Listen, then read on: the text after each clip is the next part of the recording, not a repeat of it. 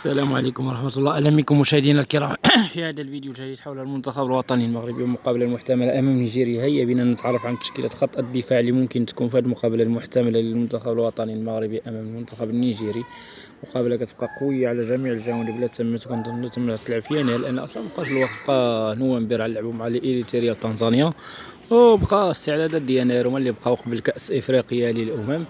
وبطبيعه الحال عاوتاني مور كأس افريقيا ممكن نعملوا مقابلات، لو كانوا عندنا التصفيات هما هذاك ما كانمشي ممكن نعملوا مقابلات عالميه، لان ما يبقاش عندنا ديك الساعه كأس افريقيا يكونوا سالينا، غنكونوا عاوتاني كنستعدوا كأس افريقيا اخر اللي غيكون في المغرب، وهذا كأس افريقيا جد مهم بطبيعه الحال حدا الجمهور ديالنا. ولكن قبل خصنا نحققوا هذا الكوب تاع افريقيا 2024. كنتمنوا صراحه المنتخب الوطني حققت كأس افريقيا، صراحه مطلب جماهيري يكون مدة ديال 48 سنه ما حققناها، شي حاجه اللي هي كبيره بطبيعه الحال، شي حاجه اللي مده كبيره وكبيره بزاف.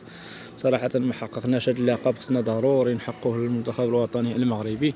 اذا المنتخب الوطني المغربي في حاجه ماسه الفوز على المنتخب النيجيري من اجل المعنويات اللي لعبنا هذه المقابله بطبيعه الحال اللي كتبقى جد محتمله تكون الخط الدفاع ديال المنتخب المغربي بطبيعه الحال في هذه المقابله. ممكن يبدا بجمال حركس لاعب الوداد البيضاوي 27 سنه عمره، ما لعب في المنتخب الوطني المغربي، لاعب صراحه قيمه كبيره كيعطيها الان الوداد البيضاء. شفناه في مقابله الخميس هو اللي سجل هذا الهدف الثاني ضد انيمبا، كان صراحه هدف رائع.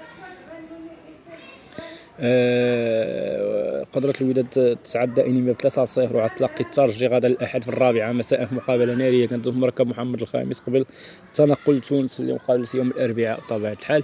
اذا مقابلات قويه بطبيعه الحال، جمال حكاس من خيرات اللاعبين اللي عند فريق الوداد البيضاء والارجاع.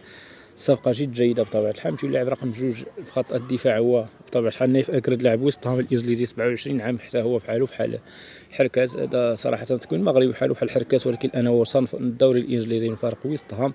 شي حاجه جميله ان لاعب من تكوين مغربي يلعب في وسط هام، شي حاجه اللي هي مزيانه صراحه، شي حاجه اللي هي كبيره بزاف صراحه ان لاعب يلعب في فريق ويست هام. ونايف اكرد من خيرات المدافعين اللي كاينين صراحه، انا كنقول في العالم كقلب دفاع، صراحه من ابرز القلوب الدفاع اللي كاينين في العالم. لاعب صراحه لاعب واعر بزاف صراحه، اللاعب اللي عنده سرعه متناهيه، عنده بزاف ديال الحوايج صراحه. الظهير الايمن اشرف حكيمي لاعب باريس سان جيرمان الفرنسي، لاعب صراحه قيمه كبيره في المنتخب الوطني. اشرف حكيمي باش يكون عندك هذه الجوهره هذه، اشرف حكيمي شي حاجه اللي هي كبيره صراحه، شي حاجه اللي هي مميزه ان يكون عندك طبيعه الحال اشرف حكيمي، شي حاجه اللي هي كبيره بطبيعه الحال، شي حاجه اللي هي مميزه. اشرف حكيمي من خيرة اللاعبين اللي عند المنتخب الوطني المغربي، لاعب كبير صراحه، قيمه لاعب الكبر في العالم بطبيعه الحال.